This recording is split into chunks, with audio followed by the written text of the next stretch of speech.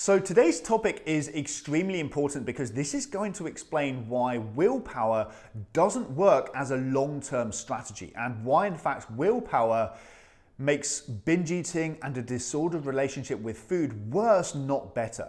This is also going to explain why you can't think your way out of binge eating either, why analysing the problem, understanding why you binge, where it comes from, trying to use reasoning or logic with yourself doesn't work either.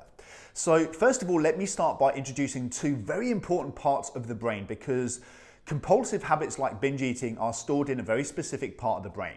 So first of all, we've got your conscious brain and then we've got your survival brain. So your conscious brain, if you're familiar with terms like the cortex, which is the wrinkly grey matter on the outside of the brain, that's what we're referring to here. So the conscious brain is the part of your brain that you use for logic, reasoning, analysing, intellectual thought. The survival brain is much older than the conscious brain. So the survival brain, if you're familiar with terms like the limbic system or the amygdala, that's the part of the brain that we're talking about. It's much deeper inside the brain and it evolved hundreds of millions of years before the conscious brain evolved. Now, the survival brain uses emotions and associations. It doesn't understand logic. Now, this is really important when it comes to survival. If you step out into the road without even realizing that there's a bus heading your way, then you don't want to be stuck in intellectual thought and analyzing and reasoning at that point. You want to be jumping out of the way before you even realize what's going on. So the survival brain is a really important, powerful part of your brain that does lots of amazing things for you.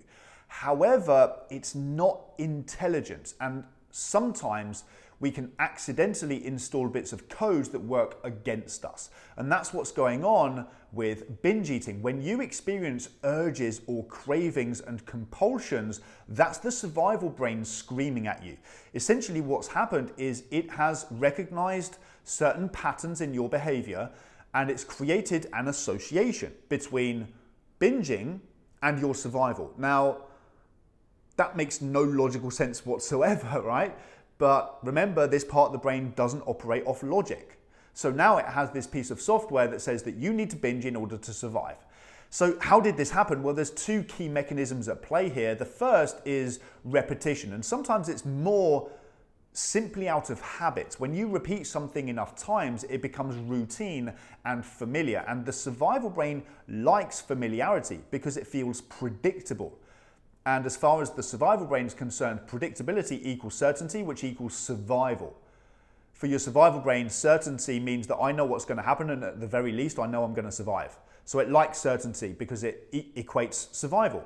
Now that programming process, that conditioning, becomes so much stronger, faster, and more powerful when strong emotions are involved. Because your survival brain is going to interpret stressful emotions as a threat. So if you give your survival brain the experience of, I was under threat, I ate some food, the threat disappeared. This therefore works as a survival strategy. Let's do it again and again and again. So those two mechanisms, firstly repetition and then secondly strong emotions, are what leads to creating this piece of software, if you like, that means that you need to binge in order to survive. So now your survival brain is going to do whatever it can to keep that habit alive because it thinks it's doing you a favor.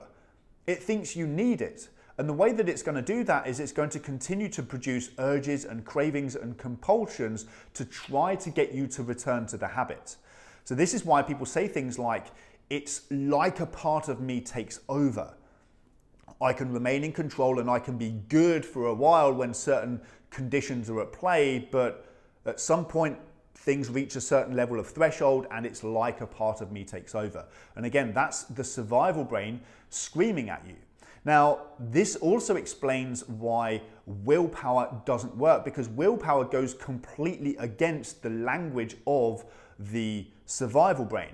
Willpower is built upon what we call away from language and away from thinking, which is focusing your energy and attention on what you don't want instead of what you do want. So if I say to you, don't think of a black cat, what's the first thing you think of? Obviously a black cat. But that's what people are doing with willpower. Don't eat chocolate. Don't think about chocolate. Don't imagine the texture of chocolate as it melts in your mouth. Brilliant. Now, that's all I can think about. Thanks. So that's what people are doing with willpower. They're focusing all of their energy and attention on what they don't want, and it's just like adding gasoline to the fire, and then they wonder why these urges and cravings build and build and build in the background, and then eventually it pops out. So as the saying goes, what you resist persists. Now, this also explains why you can't think your way out of binge eating, so to speak, why trying to analyze the problem and use logic and reasoning with yourself doesn't work. And so frequently we have people reaching out to us saying things like, I'm smart, I'm driven, I'm intelligent, I'm hardworking. Why the hell can't I get a grip on my food issues? Well, the reason being that you're using the language of the conscious brain to try to rewire the survival brain. It's a completely different language. The language of the conscious brain is logic, intellect, reasoning, logical thought. The language of the survival brain is emotions and associations. And you're trying to use this language to rewire this part of the brain, and it doesn't understand. It speaks a completely different language. It's kind of like going to a foreign country and speaking English really loudly and really slowly. Nobody understands, everybody gets upset, and you don't get anywhere. So if you want to fully and permanently eliminate your struggles with food, not just band-aids, not just coping strategies, but complete resolution, then you have to learn how to rewire the survival brain using the language that it understands, which is emotions and associations. Once you start speaking the language of the survival brain, now you have the key to rewiring all of those old compulsive habits from the past and eliminating binge eating from your life once and for all. You'll never again have your brain hijacked by compulsive urges and cravings, and you'll finally feel confident and relaxed around food.